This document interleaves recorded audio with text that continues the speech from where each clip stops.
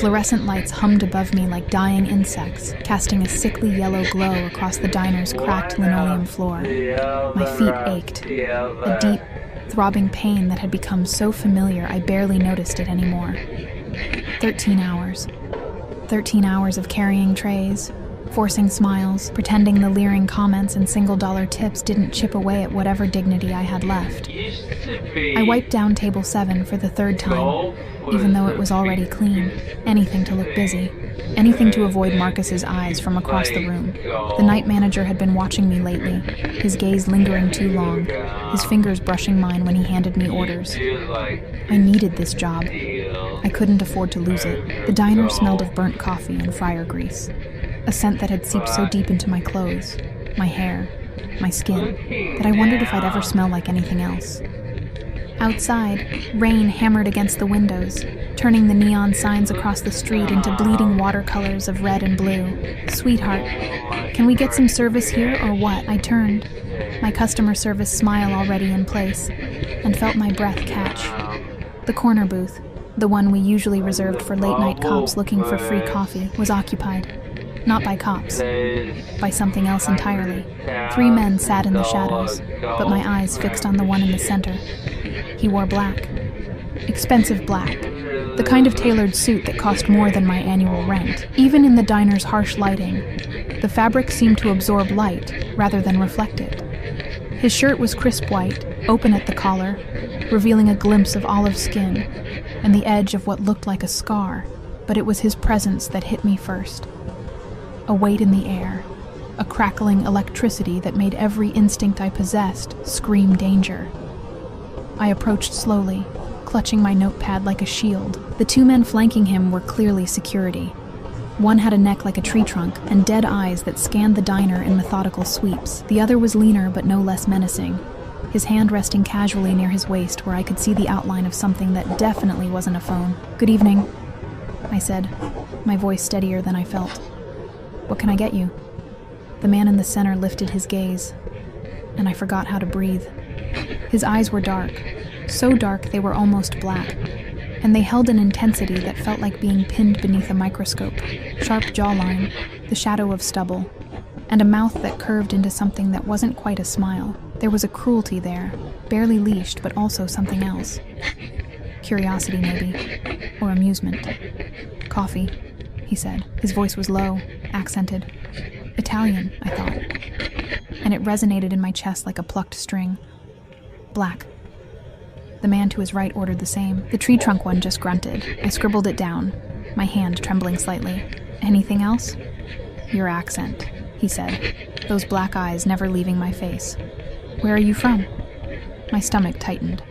I'd learned long ago that personal questions from customers rarely ended well, but something about the way he asked, direct, commanding, expecting an answer, made lying feel impossible. "Here," I said. "I was born here. But your parents?" "My mother was Russian. I never knew him." Why was I telling him this? I pressed my lips together, angry at myself. He tilted his head, studying me like I was a puzzle. "Russian. Interesting. You speak it?" "Yes." "What else?" I blinked. "Excuse me? What other languages do you speak?" His tone wasn't conversational. It was an interrogation disguised as small talk. I should have lied. Should have shrugged and walked away, but exhaustion had worn down my defenses, and something in his gaze demanded truth. 9, I said quietly. The diner seemed to stop. Even the hum of the fluorescent lights paused. The man's expression didn't change, but something flickered behind his eyes. Surprise, quickly masked. 9 languages, he repeated, his voice soft but edged with something I couldn't identify. Then he laughed. A short, sharp sound that held no humor. A waitress in a place like this speaks 9 languages. Heat flooded my cheeks. Shame, anger, and something else I couldn't name. "Yes," I said, lifting my chin. "Russian, English, Spanish, Italian, French, German, Portuguese, Arabic, and Mandarin. Is there anything else you need, or should I get your coffee?" The words came out sharper than I intended. Professional suicide, probably, but I was too tired to care. His laugh died. The amusement in his eyes transformed into something predatory, something that made my pulse spike. He leaned back against the booth, his gaze traveling over me slowly. Not sexually, but analytically, like he was reassessing everything. "Dmitri," he said, switching to flawless Russian. "Check the kitchen. Make sure we're alone." The tree trunk man rose without a word and disappeared through the double doors. My heart hammered against my ribs. "You understand me?" he continued in Russian, a statement, not a question. "Yes." My throat felt dry. He switched to Italian. "And this?" Then Mandarin. "See, a question about the weather." I answered in Mandarin, my accent Beijing standard. His eyes narrowed. "Who are you?" "Just a waitress." My hands were shaking now. I clasped them behind my back. "No." He leaned forward, elbows on the table, and the movement was graceful and controlled. Everything about him was controlled. Waitresses don't speak 9 languages fluently. Waitresses don't have the discipline required for that level of linguistic mastery. So I'll ask you again, who are you? "Someone who needed to eat," I snapped, my fear crystallizing into defensiveness. "Someone whose mother dragged her across 6 countries chasing work that never lasted. Someone who learned languages because it was that or starve. Is that what you want to hear?" Silence stretched between us, thick and suffocating. I'd done it now, yelled at a customer. Marcus would fire me before the night ended. But the man didn't look angry. He looked fascinated. "What's your name?" he asked, back in English now. "Elena." "Elena." He rolled the syllables on his tongue like he was tasting wine. "Beautiful. Russian for light." "I know what my name means. Of course you do." That not-quite smile returned. "You're educated. Wasted here. I don't need your pity." "Good. I'm not offering any." He reached into his jacket. The security guard tensed and pulled out a phone. Black, sleek, with a logo I didn't recognize. "I have a proposition for you, Elena." Every alarm bell in my head started ringing. "I'm not interested. You haven't heard it yet. I don't need to. Men like you don't make propositions to women like me unless men like me." His voice dropped to something dangerous. "What do you think I am?" I met his gaze, my heart in my throat. Dangerous. For a moment, neither of us moved. Then he smiled, a real smile this time, and it transformed his face from dangerous to devastating. "Smart girl," he murmured. "Yes, I'm dangerous. But I'm also someone who recognizes value when I see it. And you, Elena, who speaks 9 languages and works in a dying diner, are valuable. I'm not for sale. Everyone is for sale." He said it matter-of-factly, without judgment. "It's just a question of price, but I'm not trying to buy you. I'm offering you employment. Doing what? Translation, interpretation. Nothing illegal." The way he said it made me certain everything he did was illegal. Good pay. Better than this. I should have said no. Should have walked away. But rent was due in 3 days, and I had $17 in my bank account. "How much?" His smile widened. $5,000 a week. To start. The number hit me like a physical blow. 5,000. A week. That was more than I made in 3 months here. "Why?" I whispered. "Why me?" "Because you're invisible," he said simply. "People look at you, a waitress, exhausted, poor, and they see nothing. No threat. They talk freely around you, but you're not nothing, Elena. You're exceptional, and I collect exceptional things." The way he said it, collect, sent ice down my spine. Dmitri returned, nodding to his boss. All clear. The man stood, and I had to tilt my head back to maintain eye contact.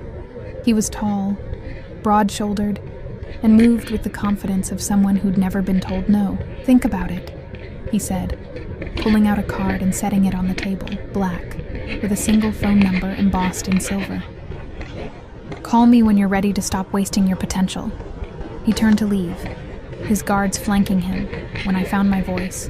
"I don't even know your name," he paused, glancing back over his shoulder. In the diner's dying light, with rain streaking the windows behind him, he looked like something from a nightmare, or a dream. "Dante," he said. "Dante Caruso." The name meant nothing to me, but the way Dimitri's hand went immediately to his weapon, the way every instinct screamed at me to run, told me everything I needed to know. I just caught the attention of someone I should have avoided at all costs.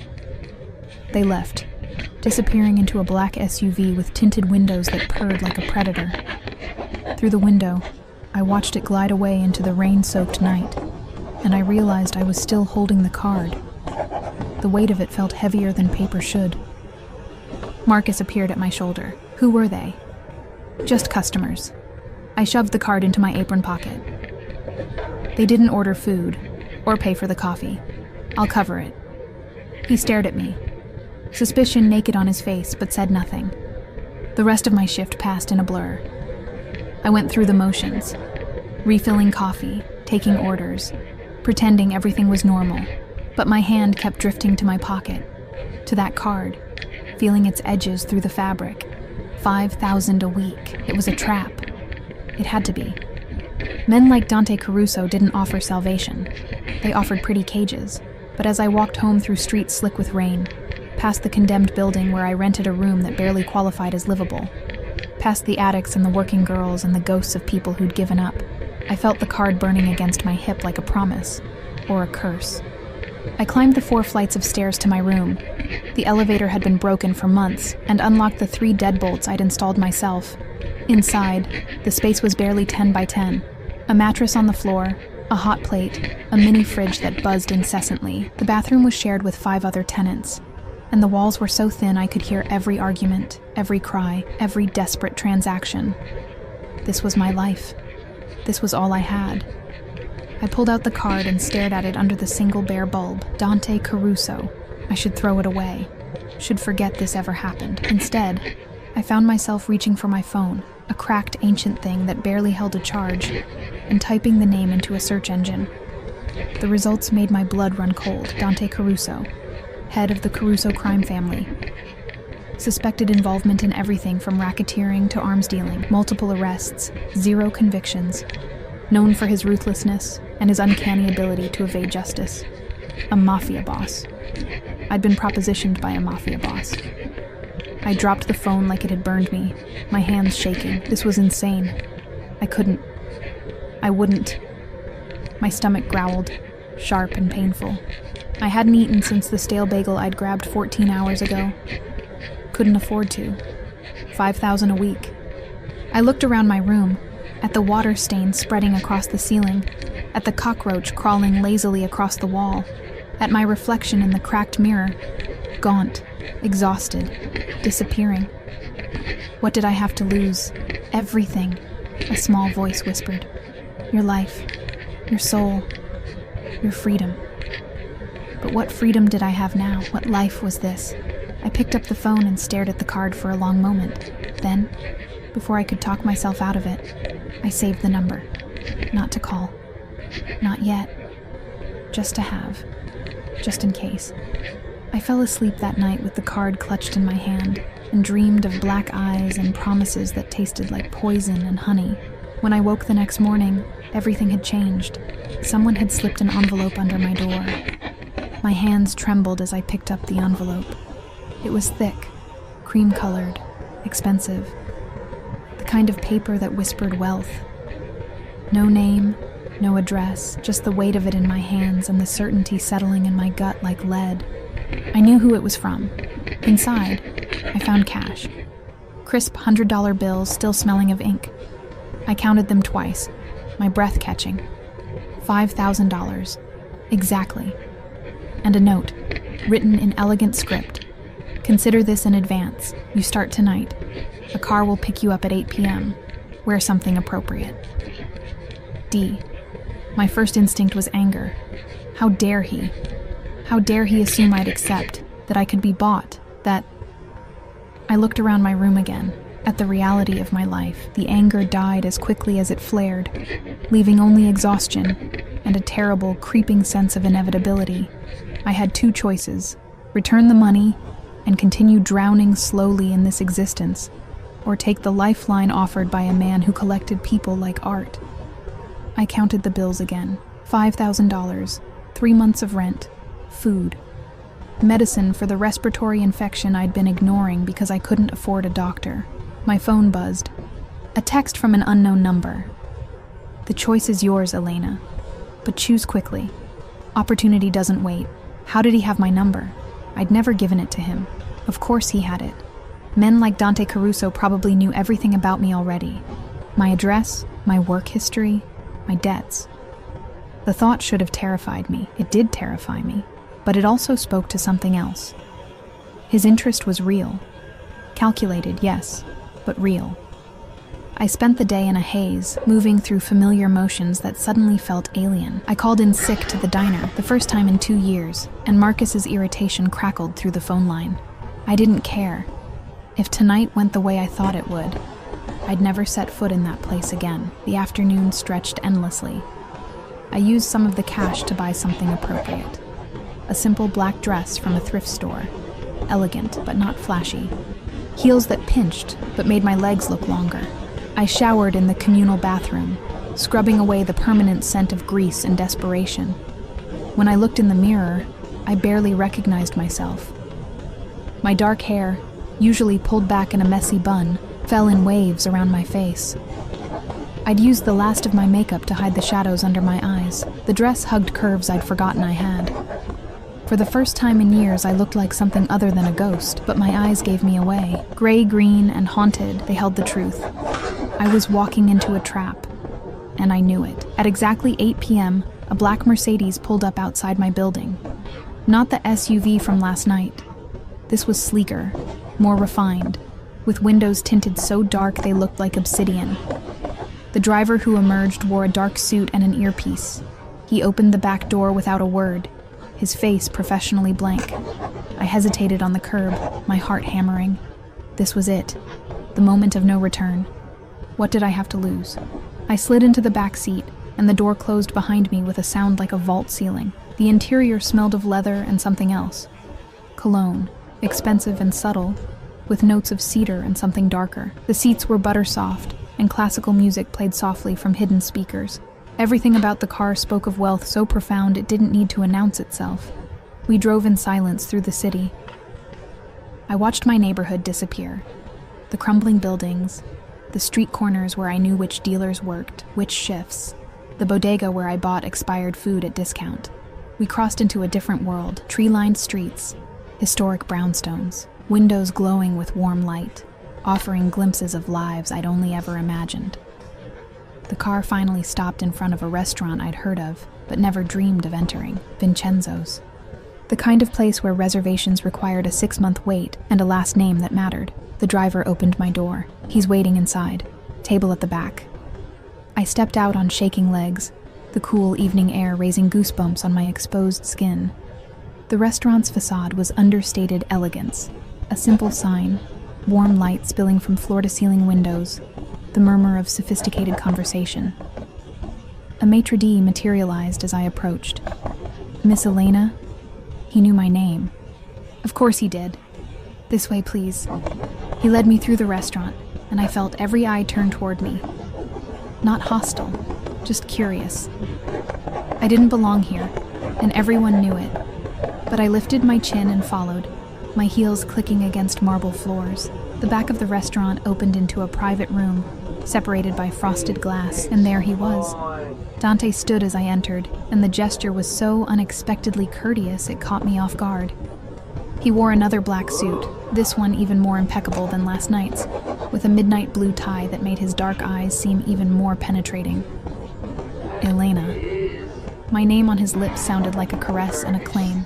"You came. You didn't give me much choice. There's always a choice." He gestured to the chair across from him. "Sit." It wasn't a request. I sat, hyper-aware of his gaze tracking my every movement.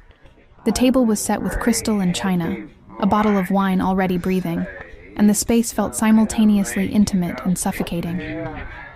"You look beautiful," he said, and there was no flattery in his tone, just observation. "You said to wear something appropriate." I did. He poured wine into my glass, the movement fluid and practiced. "And you followed instructions. Good." The word rankled. "I'm not a dog." His lips curved. "No, You're much more interesting than a dog. He raised his glass. To new beginnings. I didn't touch mine. Why am I here? To discuss your employment. You already decided I'd accept. You sent the money. An advance, he corrected. You're free to return it and leave. The driver will take you home and you'll never hear from me again. He leaned back, studying me over the rim of his glass. But you won't. Because you're smart enough to recognize opportunity and desperate enough to take risks. The brutal honesty stung. You don't know anything about me, don't I? He set down his glass and pulled out a folder from beside his chair, laying it on the table between us. Elena Volkov, 26 years old. Mother, Natasha Volkov, deceased 3 years ago from pneumonia. Father, unknown.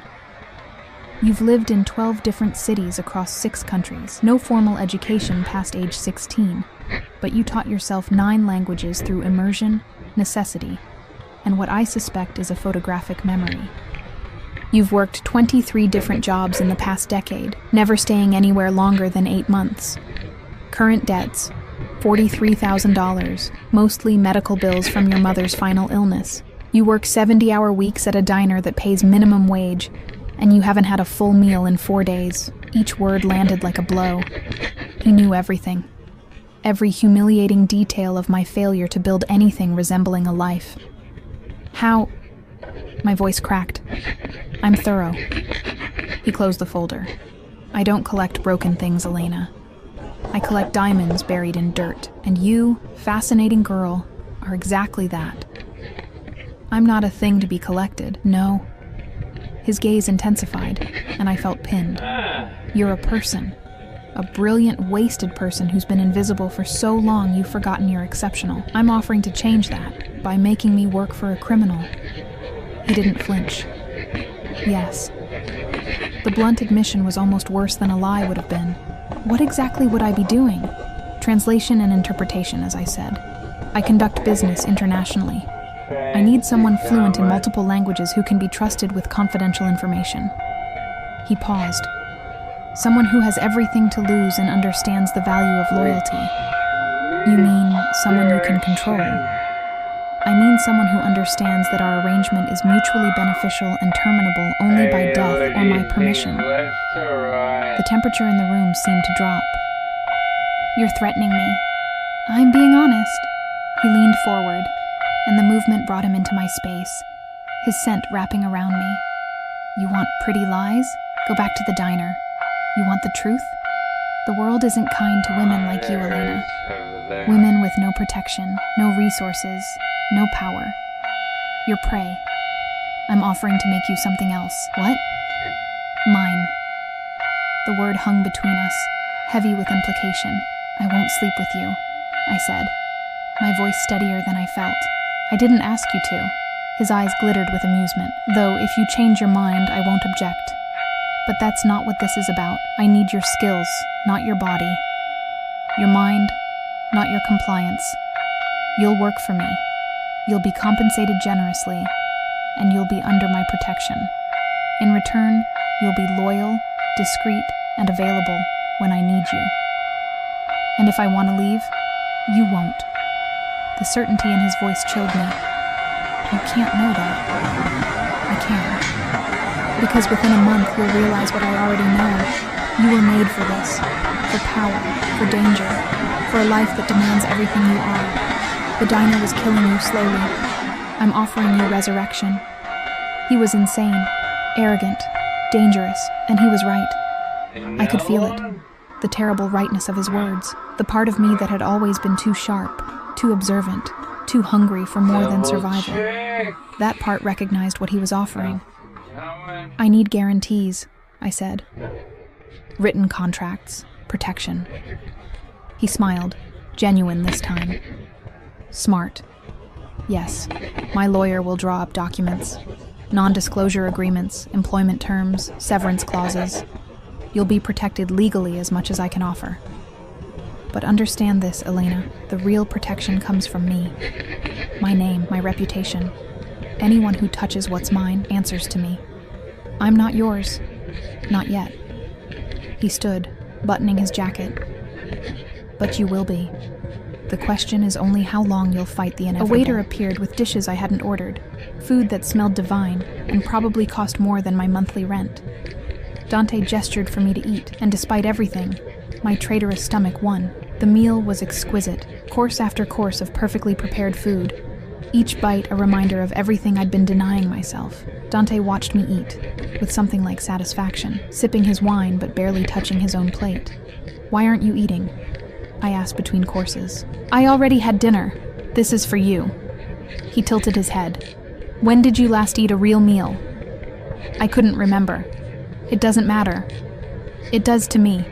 You'll eat properly from now on. You'll sleep in a real bed, in a safe place. You'll have health care, a phone that works, clothes that fit. These are non-negotiable terms of your employment. Why do you care? Because you're valuable to me, and I take care of my investments." The word should have insulted me, but his tone was almost protective. "You start tomorrow, 7 a.m. The driver will collect you. Tomorrow, I need time. Time for what? To talk yourself out of the best decision you'll ever make?" He stood, adjusting his cufflinks. "The car will take you home.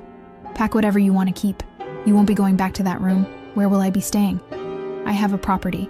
Secure, comfortable. You'll have your own space, your privacy, but you'll be close enough for me to access when needed." The phrasing, "for me to access," made my pulse spike. "And if I refuse?" He moved around the table, stopping beside my chair. Up close, he was overwhelming. Height, presence, the barely contained power that radiated from him like heat. He reached down and tilted my chin up with one finger, forcing me to meet his eyes. "You won't refuse," he said softly. "Because you're already mine, Elena. You just haven't accepted it yet." Then he was gone, leaving me alone with the remains of the feast and the card he'd left on the table. Not the one from last night, a new one, with an address and a time. 7 a.m. tomorrow, my new life. I sat there for a long time, finishing the wine, trying to process what I'd just agreed to. The restaurant staff moved around me with practiced invisibility, clearing plates, refilling my glass, never quite meeting my eyes. I'd sold myself. That's what I'd done.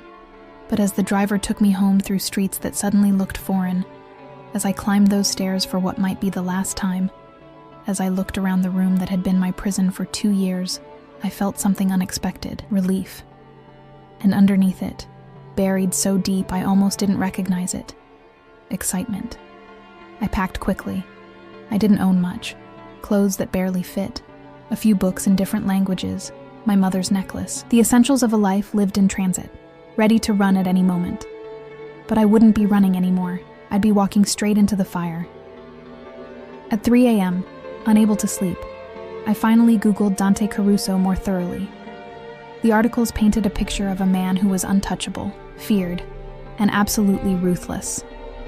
There were rumors of disappeared enemies, of territorial wars, of violence so calculated it bordered on artistry, and I'd just agreed to belong to him. The Mercedes arrived at exactly 6:45 a.m. I was already waiting on the curb, my pathetic collection of belongings in 2 garbage bags, all I owned in the world reduced to something you'd leave out for trash collection. A different driver this time, younger, with sharp eyes that cataloged me in seconds. He took my bags without comment and opened the door. I slid in, and this time, I wasn't alone in the back seat. Dante sat in the corner, dressed in charcoal gray today, looking like he hadn't slept, but somehow making exhaustion look elegant. A laptop was open on his knee, and he was speaking rapid Italian into a phone. His voice clipped and dangerous. I caught every word. Something about a shipment, a port, someone who'd made a mistake that would be corrected permanently. He ended the call and turned those black eyes on me. "You understood that. Not a question. A test." "Yes." "And?" "And it's none of my business." I kept my voice level. "You said discretion was required." "I'm discreet." Something like approval flickered across his face. "Good. We're not going to the property yet. First, we handle practicalities." He closed the laptop and gave me his full attention, and the weight of it was suffocating. "You'll need proper identification, a new phone, a bank account in your name with appropriate funds, and clothes." "I have clothes." His gaze traveled over my worn jeans and faded jacket. No, you have rags. You represent me now. That requires a certain presentation. The casual dismissal of my possessions stung, but I couldn't argue. He was right. The car took us to a part of the city I'd never seen. The financial district, all steel and glass and money. We stopped at a private bank, the kind without signs or advertised hours. Dante escorted me inside, his hand at the small of my back, a touch that felt like ownership. Everyone knew him. The staff practically bowed. We were ushered into a private office where a banker in a suit that probably cost more than a car waited with papers already prepared. "Miss Volkov will be opening an account," Dante said, settling into a chair like he owned the building. Probably did. Set up with full access, international capabilities, and appropriate security measures. "Of course, Mr. Caruso." The banker, a woman in her 50s with silver hair and calculating eyes, smiled at me. "Miss Volkov, I'll need some identification and signatures." I pulled out my battered driver's license, embarrassed by the photo, by the expired date, by everything it represented. The banker didn't even blink. "We'll issue you a new debit and credit card. Mr. Caruso has already authorized an initial deposit." "How much?" I asked. Dante answered before she could. 50,000. Your signing bonus. Your weekly salary will be deposited every Friday. $50,000. I'd never seen that much money in my life. The number didn't feel real. "That's too much," I whispered. "That's what you're worth." His tone left no room for argument. "Sign the papers, Elena." I did, my hand shaking. With each signature, I felt myself being drawn deeper into his world. Golden chains wrapping around me with my own consent. Next came a phone. Sleek, expensive, already programmed with numbers I'd need. Dante's was first. Of course. "You'll answer when I call," he said, handing it to me, day or night, immediately. "And if I'm asleep? Then you wake up." He leaned closer, his voice dropping. "You're mine now, Elena. That means I own your time, your skills, and your availability. Fight me on this and we'll have problems. Obey, and you'll find me quite generous." The word obey should have made me rebel. Instead, it sent a shiver down my spine that had nothing to do with fear. "Understood," I managed. "Good girl." The praise hit me harder than it should have. I looked away, hating the warmth that flooded through me. By the time we left the bank, it was nearly noon. The driver took us to a district I'd only ever window shopped in, boutiques with no price tags, stores where you needed an appointment just to browse. Dante led me into one, and immediately staff swarmed. He spoke to them in rapid Italian. I caught words like professional, elegant, and spare no expense. Then he turned to me. "I have business to attend to. They'll take care of you. Buy whatever you need. Clothes, shoes, accessories, everything. Don't worry about cost. I can't just..." "You can. You will." He checked his watch, a platinum piece that caught the light. "I'll collect you in 2 hours. Be ready." Then he was gone, and I was left with 3 women who looked at me like a project. They were efficient and surprisingly kind, never commenting on my discount store underwear or the fact that I flinched at every price tag. They measured me, assessed my coloring, and brought out clothes I'd only ever seen in magazines. "Mr. Caruso has specific tastes," one of them said, an elegant woman named Sophia. "Classic, sophisticated, nothing too flashy. You'll need business attire mostly, but also casual pieces, and at least 2 evening gowns." "Evening gowns?" "You'll accompany him to events occasionally.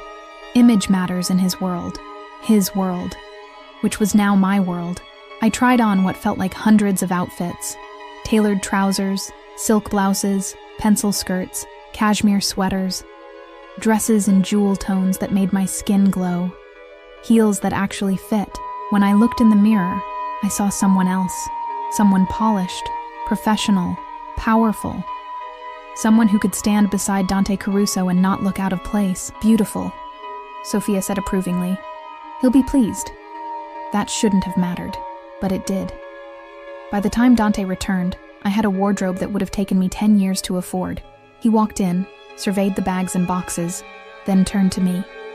I was wearing one of the new outfits, a cream silk blouse and black trousers that fit perfectly, paired with heels that made me 3 inches taller. His eyes darkened as they traveled over me, slow and assessing. "Perfect," he said quietly. "Exactly as I imagined. You imagined how I'd look? From the moment I saw you in that diner." He moved closer, adjusting the collar of my blouse with casual intimacy. I saw past the exhaustion and the rags. I saw this. What you were always meant to be. His touch burned. I stepped back, needing distance. "What happens now?" "Now, you see where you'll be living." The property was a brownstone in a neighborhood where security cameras watched every corner and police cars never patrolled because private security handled everything. Dante used a key card to open the gate, and we walked up to a building that radiated quiet wealth. "Top floor is mine," he said, leading me inside. "You'll have the 3rd floor, self-contained apartment, 2 bedrooms, full kitchen, living space. The 2nd floor is offices and a gym. Ground floor is secured entry only." We took an elevator that required both a key card and a fingerprint. The whole building hummed with expensive silence. Thick walls, soundproofing, the kind of security that cost more than most people's houses. My apartment was beautiful. Hardwood floors, high ceilings, windows that overlooked a private garden. The furniture was modern but comfortable, and everything was in shades of cream and gray. Neutral, elegant, anonymous. "You can redecorate however you like," Dante said, watching me explore. "But this should serve for now. Your clothes will be delivered within the hour. I've stocked the kitchen with basics, but there's a meal service available if you prefer." I turned to face him, overwhelmed. "Why are you doing all this? I told you. You're valuable to me." "No." I shook my head. "This is more than just employment. The clothes, the apartment, the money. This is..." "What?" He moved closer, crowding me against the window. "Excessive? Controlling? A golden cage?" "Yes, good. You're starting to understand." His hand came up to cup my jaw, tilting my face toward his. "I don't do anything by half measures, Elena. When I want something, I take it completely.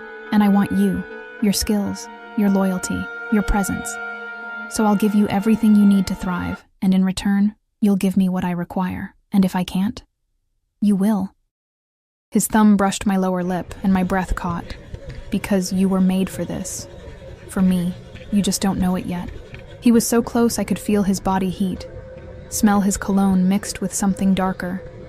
Danger and desire and inevitability. My heart hammered against my ribs. Fear and something else tangling together. "I'm not afraid of you," I whispered. "You should be." But he smiled as he said it, stepping back and breaking the spell. "Rest today. Tomorrow we start work, 7 a.m. Don't be late." He left, and I stood there trembling, my new phone heavy in my pocket, and his touch still burning on my skin. I explored the apartment in a daze. The bedroom had a king-size bed with sheets that felt like silk. The bathroom had a tub big enough to drown in, and products I'd only ever stolen glances at in stores. The kitchen had a refrigerator full of fresh food, a wine rack stocked with bottles that probably cost hundreds. This was my life now, this luxury, this prison, this promise of something I couldn't quite name. I took a bath that night, sinking into hot water for the first time in years, and cried. Not from sadness exactly, but from the overwhelming strangeness of it all. Yesterday I'd been invisible, drowning slowly in poverty and exhaustion. Today I had $50,000 in a bank account, and an apartment nicer than anything I'd dreamed of. And I belonged to a man who looked at me like I was simultaneously prey and treasure. My new phone buzzed. A text from Dante. "Sleep well. Tomorrow changes everything." I stared at the message for a long time, then typed back, "I'm already changed." His response was immediate. "Not yet, but you will be." I fell asleep in sheets that smelled of lavender, in a bed that didn't creak, in a silence so profound it felt like the world had stopped existing beyond these walls. And I dreamed of black eyes and promises that tasted like surrender.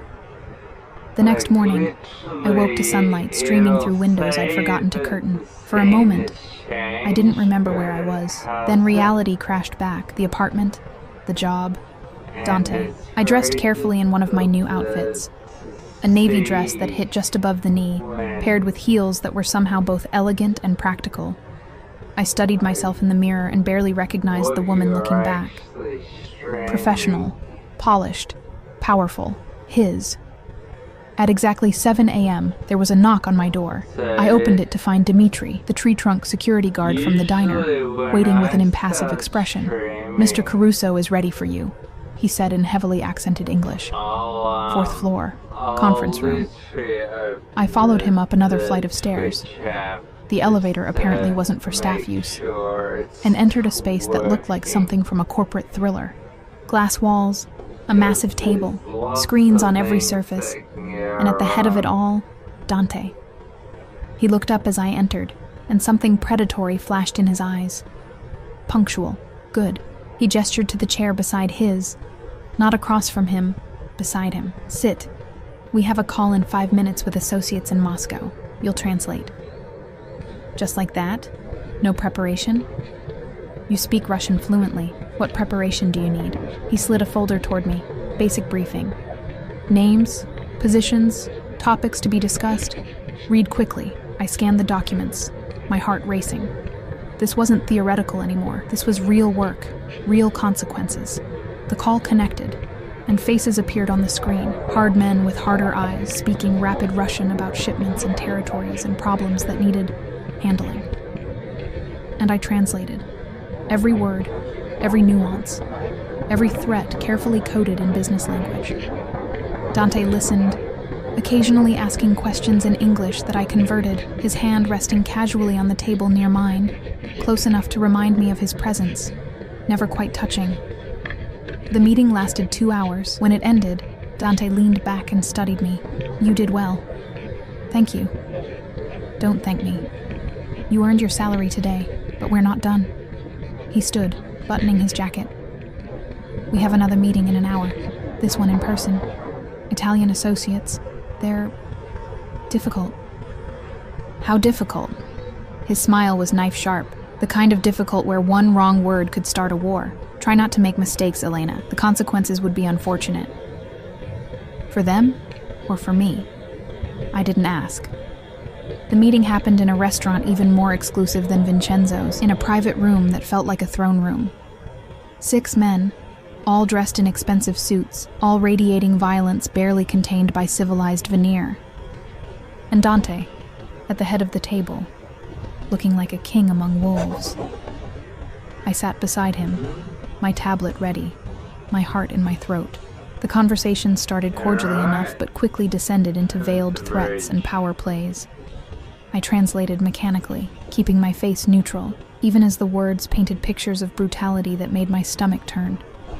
Halfway through, one of the men, a silver-haired man with a scar bisecting his eyebrow, turned to me. "You're very beautiful," he said in Italian. Where did Dante find such a treasure? I opened my mouth to respond, but Dante's hand landed on my thigh under the table, a warning, a claim. "Miss Volkov is my employee," Dante said, his voice casual but edged with steel. "And therefore under my protection. I trust you'll remember that, Salvatore." The threat was clear. "Touch her, even with words, and die." Salvatore smiled, but his eyes went cold. "Of course, forgive me." The meeting ended shortly after, and as we left, Dante's hand never left the small of my back. Possessive, protective, terrifying. In the car, he finally spoke. "You handled that well." "He was testing you," I said, "through me." "Yes." He looked at me with something like approval. "And you understood that. Smart. They'll try again. They always do. But they know now. You're mine, and I protect what's mine. Even if I'm just an employee." His smile was dark. "Elena, we both know you stopped being just an employee the moment I saw you. The question is, when you'll admit it." 3 weeks passed in a blur of meetings, translations, and the slow erosion of the line between employee and something far more dangerous. I learned the rhythms of Dante's world. Early mornings, late nights, and the constant undercurrent of violence masked by business terminology. I translated conversations about shipments that were clearly weapons, investments that were money laundering, personnel issues that meant someone had betrayed him and would disappear. And through it all, Dante watched me.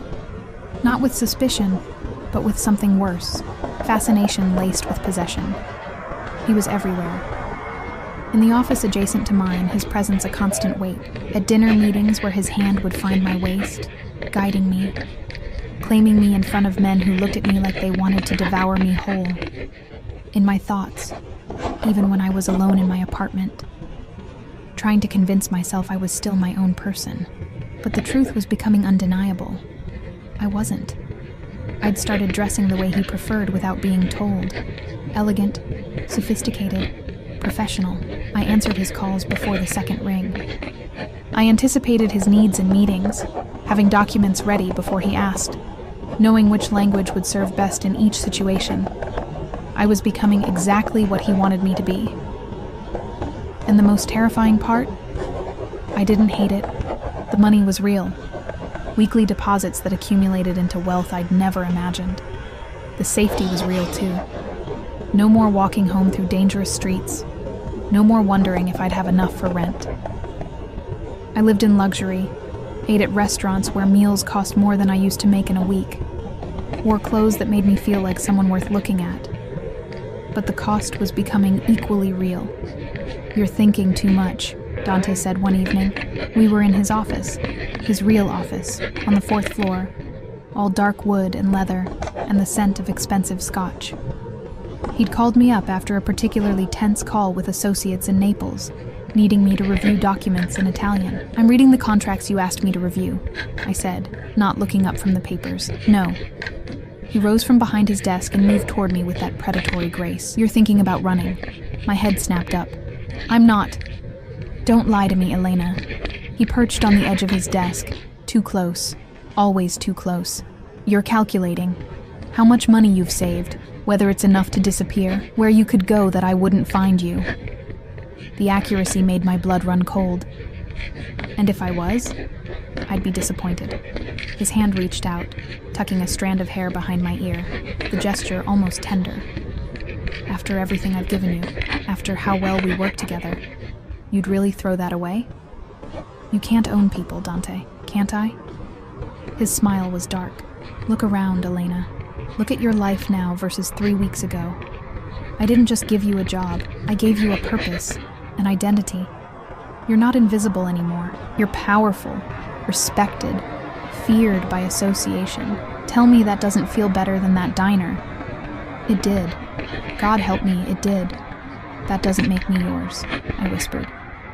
"No." His hand moved to cup my jaw, tilting my face up. "What makes you mine is that you haven't run yet. Despite knowing what I am, despite seeing the darkness, you're still here, translating my sins, making yourself indispensable. Why is that, Elena?" I couldn't answer, didn't want to examine the truth too closely. His thumb brushed my lower lip, and my breath caught. "You want to belong to something," he said softly. "To someone. You've been alone your whole life, fighting to survive, and you're so tired. I'm offering you rest, safety. All you have to do is stop fighting what we both know is inevitable." "And what's that?" My voice was barely audible. "That you're mine, completely, in every way that matters." He leaned closer, his breath warm against my skin. "I could take you right now, kiss you, claim you, and you wouldn't stop me, would you?" My heart hammered so hard I thought it might break through my ribs. "That's not..." "Answer me, Elena." I couldn't. Because he was right, and we both knew it. His phone buzzed, breaking the moment. He glanced at it, and something dangerous flashed across his face. "We have a problem." "What kind of problem?" "The kind that requires immediate attention." He stood, straightening his jacket. "Get your coat. You're coming with me." "Where?" "To handle a betrayal." The warehouse was in a part of the city I'd never seen, all crumbling concrete and rusted metal. Dante's SUV pulled up to a loading dock where 2 more vehicles waited. Surrounded by men with weapons they didn't bother hiding. "Stay in the car." Dante ordered, but his hand caught mine before I could respond. And Elena? No matter what you hear, don't come inside. Understood? The fear in his eyes, not for himself, but for me, made me nod. He disappeared into the warehouse with Dimitri and 3 other guards. I sat in the back seat, my heart racing, the driver in front silent and unmoving. Then the screaming started, male voices, raised in terror and pain, the sharp crack of gunfire, shouting in Italian, accusations, pleas, the sounds of violence I couldn't see but could imagine in horrifying detail. I pressed my hands over my ears, but it didn't help. The sounds seeped through, painting pictures of exactly what Dante Caruso was capable of when someone crossed him. 20 minutes later, a lifetime, he emerged. His white shirt was splattered with blood, his knuckles split and raw, but his expression was calm, almost serene. He slid into the back seat beside me, and I flinched. "Don't," he said quietly. "Don't look at me like that." "Like what?" "Like you're afraid of me. I've never lied to you about what I am, Elena. You've always known.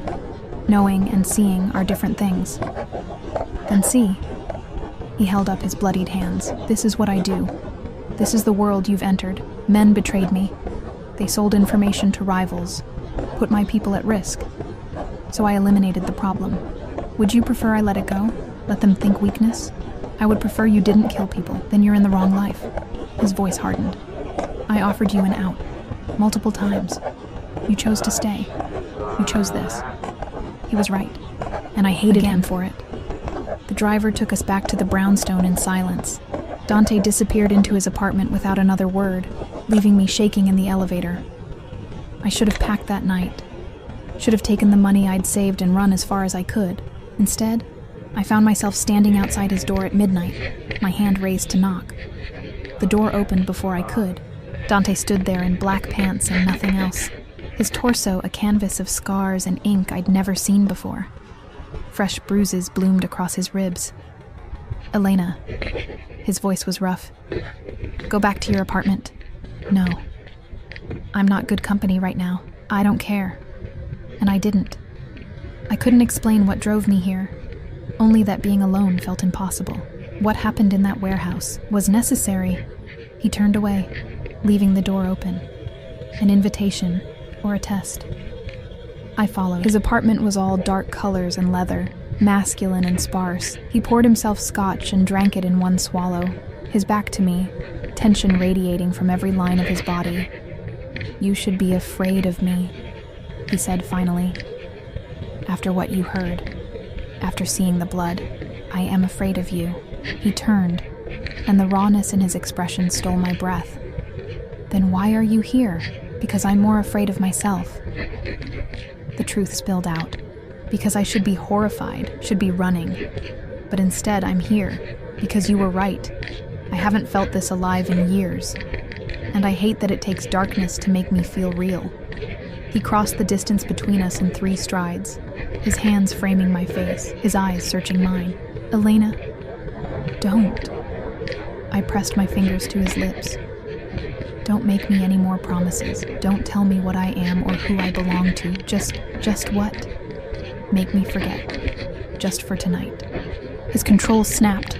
His mouth crashed against mine. And it wasn't gentle. It was possession and desperation and 3 weeks of tension exploding into something that felt like falling and flying simultaneously. I kissed him back with equal fervor. My hands in his hair, against his bare chest, memorizing the feel of scars and heat and danger. His hands roamed my body, claiming every inch, and when he lifted me, I wrapped my legs around his waist without thought. He carried me to his bedroom, laying me on sheets that smelled like him. Cedar and smoke and sin. His hands made quick work of my clothes, and for once, I didn't think about vulnerability or power dynamics or consequences. I just felt. His mouth on my skin, hot and demanding. His hands, surprisingly gentle despite the violence they'd committed hours ago. The weight of him above me, around me, everywhere. "Mine," he growled against my throat. "Say it." "Yours," I gasped, and the admission was surrender and liberation simultaneously. We moved together like we'd been designed for this, bodies learning rhythms that felt ancient and inevitable. When I shattered, he swallowed my cries with kisses that tasted like claiming. When he followed, my name on his lips sounded like prayer and possession. Afterward, tangled in sheets with his arms around me, I felt the reality of what I'd done settle like lead in my stomach. "Regrets already?" he murmured against my hair. "Should I have them?" "Probably." His arms tightened. "I told you I collect things, Elena. But you're not just collected. You're consumed. There's no going back from this." "I know." "And you're staying anyway?" I turned in his arms, meeting those black eyes that had haunted me since the diner. "I don't think I ever had a choice." "You always had a choice." His hand cupped my face with surprising tenderness. "But I'm glad you chose me." We didn't sleep much that night, and when dawn came, painting his bedroom in shades of gold and gray, I knew everything had changed irrevocably. I belonged to Dante Caruso. Completely. And the terrifying part was that I no longer wanted to escape. The next 2 weeks passed in a fever dream. I moved between his bed and his business seamlessly, translator by day and lover by night. He was insatiable. For my body, yes, but also for my presence, my thoughts, my absolute attention. The men in his organization noticed the change. I saw it in their eyes, the way they deferred to me now, the way even Salvatore, the silver-haired man who'd tested Dante, treated me with wary respect. I was no longer just an employee. I was the boss's woman, protected, elevated, and more trapped than ever. But one afternoon, everything I'd built came crashing down. I was in my apartment reviewing documents when my phone rang, unknown number. I almost didn't answer, but something made me. "Elena Volkov?" A male voice, American accent, official. "Yes, this is Agent Marcus Webb with the FBI. We need to talk about Dante Caruso." My blood turned to ice. "I don't know what you're..." "Save it. We know you work for him. We know about the translations, the meetings, all of it. And we know you're sleeping with him." The agent's voice was matter-of-fact. "Which means you're now complicit in multiple federal crimes, unless you help us." "I won't." "You'll serve 20 years minimum as an accessory. Is that what you want? Or would you prefer immunity, witness protection, and a chance to actually live?" My hands shook so badly I nearly dropped the phone. "What do you want?" "Information, testimony. Help us build a case that'll actually stick." He paused. "We can protect you, Miss Volkov. But you need to decide now. Are you with us or with him?" I looked around my beautiful apartment, thought of Dante upstairs, of the life I'd built in 5 weeks, and realized I had no idea who I was anymore. "I need time," I whispered. "You have 24 hours. Then we're coming for both of you." He gave me a number. "Call me, Elena. Save yourself while you still can." The line went dead. I sat there, phone in hand, my whole world collapsing around me. Because I knew the truth. No matter what I chose, I'd already lost everything. I didn't call the FBI, not that night, not the next morning. Instead, I did something far more dangerous. I pretended everything was normal. Dante noticed immediately. "You're distant," he said over breakfast in his apartment. We'd fallen into this routine, mornings together before the day's darkness began. But today, the coffee tasted like ash in my mouth. "I'm fine. Don't lie to me." His hand covered mine on the table, warm and possessive. "What happened?" I almost told him. Almost laid it all out. The FBI, the threats, the impossible choice. But fear stopped me. Fear of his reaction, of what he'd do, of what it meant that I was even considering protecting him. "Nothing happened. I'm just tired." He studied me with those black eyes that saw too much. "If someone threatened you, no one threatened me. Elena." He stood, pulling me up with him. "I can protect you from anything, but only if you tell me the truth. Has someone approached you? Said something?" The concern in his voice nearly broke me. This monster who'd killed men without hesitation, who'd built an empire on violence and fear, was genuinely worried about me. "I'm fine," I repeated, and kissed him before he could question further. But I wasn't fine. I was fracturing. The 24 hours ticked away like a countdown to execution. I went through the motions, translating calls, attending meetings, sleeping in Dante's bed while my mind raced through scenarios, each worse than the last. If I helped the FBI, Dante would be arrested, possibly killed in the process. And I'd lose everything. Him, this life, the belonging I'd finally found. If I didn't help them, I'd be arrested too. Complicit in crimes I'd witnessed, translated, enabled. There was no good choice, only different flavors of destruction. With 2 hours left on the deadline, I made my decision. I found Dante in his office, surrounded by paperwork and the ever-present guards. I need to talk to you, alone. Something in my voice made him dismiss everyone immediately. When the door closed, leaving just us, he moved around the desk toward me. What is it? The FBI contacted me yesterday. The words tumbled out before I could stop them. They want me to inform on you. Testify. They said I have 24 hours to decide or they'll arrest both of us. The silence that followed was deafening. Dante's expression didn't change, but something dark and terrible flickered in his eyes. And what did you tell them? That I needed time to decide whether to betray me. His voice was carefully neutral, which was somehow more terrifying than rage would have been. No. I stepped closer, desperate for him to understand, to decide how to tell you, to figure out what to do. Dante, I never... When? He cut me off.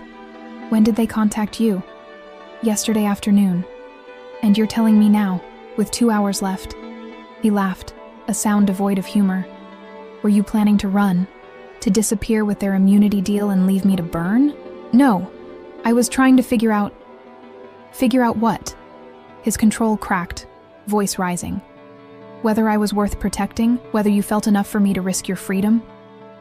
I'm here, aren't I? I shouted back. I could have called them, could have agreed to wear a wire, to testify, to take their deal and vanish, but I'm here, telling you. Risking everything because why, Elena? He crowded me against the wall, his hands braced on either side of my head, caging me in. Because you love me? Because you're loyal? Or because you're smart enough to know I'd find you wherever you ran? The question hung between us, heavy with implications. All of it. I whispered. Because somewhere in these 5 weeks, I stopped being able to imagine existing without you. Because when I think about testifying against you, I feel sick. Because I'm in love with you, and I hate myself for it, but it's true. His eyes widened fractionally. Whatever he'd expected me to say, it wasn't that. You love me, he repeated, his voice rough. Yes. God help me. Yes.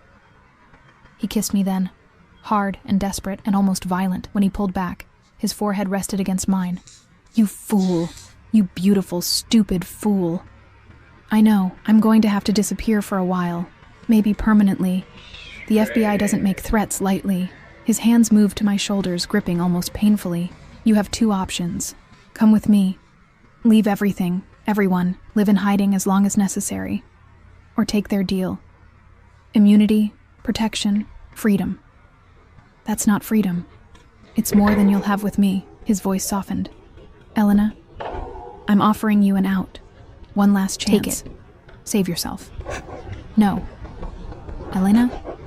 No, I repeated more firmly. I'm not leaving you.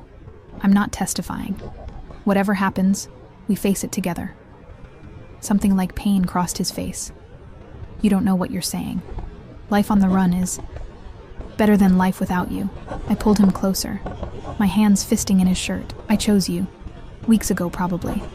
I chose danger over safety, darkness over light. I chose you, Dante, and I'm not taking it back now. He kissed me again, slower this time, like he was memorizing the taste of me. Then we run. Tonight. I have arrangements, safe houses, new identities, money they can't trace. We'll disappear. What about your organization? My brother will take over. He's been ready for years. Dante's hands cupped my face. I've been preparing for this possibility since I took control. The FBI thinks they're clever, but I've always been 3 steps ahead. The question was never whether I could escape. It was whether I'd have a reason to. And now you do? You're the only reason that matters. His thumb brushed my cheekbone. I love you, Elena. I've loved you since I saw you in that diner, drowning in a life too small for your brilliance. You're mine, yes, but I'm also yours. Completely. Yeah. Tears I'd been fighting spilled over. This is insane. Yes. He smiled, and it was real. Warm, almost boyish. But you wouldn't have it any other way. He was right. Again. The next few hours passed in controlled chaos. Dante made calls in rapid Italian and Russian, setting mechanisms in motion that had clearly been planned long ago. Money transferred to accounts I'd never heard of. Documents prepared. Transportation arranged. I packed what little I couldn't leave behind. My mother's necklace. The few books I treasured.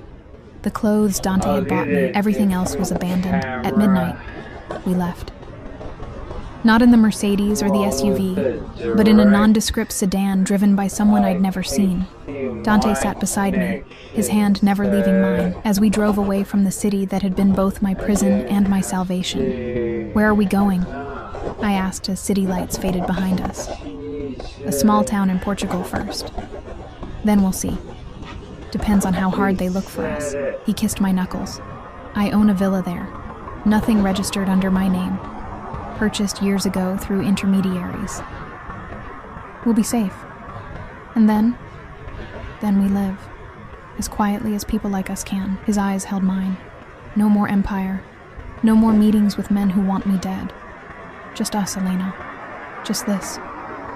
It sounded like a dream. Or a lie. But looking at him, at the man who'd upended my entire existence, and made me choose love over freedom, I knew it was the only truth that mattered. We flew out on a private charter. No questions asked. No records kept. Dante had changed clothes, casual now. Jeans and a black sweater, looking more like a wealthy tourist than a Mafia boss. I'd done the same. And together we looked like any couple escaping for a European adventure. Except for the gun I knew he carried, and the weight of everything we'd left behind. Portugal was beautiful. Rolling hills, ancient architecture, the Atlantic stretching endless and blue. The villa was isolated, perched on a cliff overlooking the ocean, surrounded by olive trees and bougainvillea.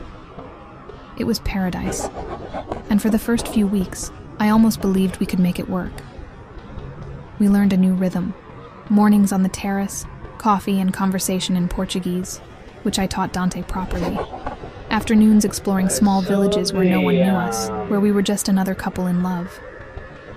Evenings tangled together, making love with an urgency born from knowing how easily this could all disappear. Dante was different here, lighter. He laughed more, the hard edges softening in the Mediterranean sun. We cooked together, walked the beaches, made love under stars so bright they felt close enough to touch, happy. He asked one evening, as we sat watching the sunset paint the sky in shades of fire. Terrifyingly so, he pulled me closer. I know what you gave up for me, your freedom, your safety, any chance at a normal life. I gave up a life I never wanted for one I chose. I turned to face him. No regrets, Dante. Not one. Not even when you're old and still looking over your shoulder. Not even then. He kissed me, and it tasted like forever. But forever came with complications. 3 months into our new life, I realized I was late. Then I was sick. Then I took a test in our villa's bathroom while Dante was on a supply run into town. Positive. I stood there, test in hand, my entire world shifting on its axis again. A baby. Dante's baby. The child of a mafia boss and a woman who'd chosen exile over betrayal. When he came home, I was sitting on the terrace, the test hidden in my pocket, trying to figure out how to tell him. Elena?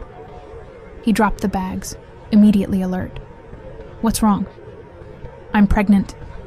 The words hung in the air like a dropped bomb. Dante stood frozen, his expression cycling through shock, fear, and then something that looked like wonder. You're certain? Yes. He crossed to me in 3 strides, dropping to his knees in front of my chair, his hands covering my still flat stomach. A baby. Our baby. Are you... I couldn't finish the question. Happy? Angry? Terrified? I'm everything, he said, his voice thick with emotion. Terrified because I've brought a child into this life.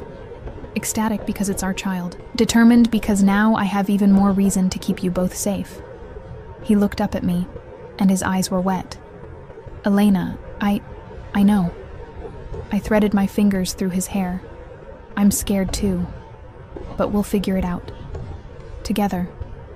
He kissed my stomach, then my lips, then held me like I was the most precious thing in existence. The pregnancy changed everything and nothing. We stayed in Portugal, but Dante became even more paranoid about security. He hired guards, trusted men from his old organization who'd followed him into exile. We moved to a different property, more secure, more isolated, but we also built something real, a nursery painted in soft yellows and greens, baby clothes and books in 9 languages, plans for a future that felt increasingly possible. I grew round with our child, and Dante grew softer, his hands constantly on my belly, talking to our daughter. We found out at 5 months, in Italian and English and Russian. "She'll be brilliant like you," he said one night, his hand feeling our daughter kick. "Beautiful like you, strong like you, and ruthless like you," I teased. "God, I hope not." But he smiled. "I hope she gets the best of both of us and none of the darkness." That's not how genetics work. Let me dream, Elena. Our daughter was born on a spring morning, 6 months after we'd fled.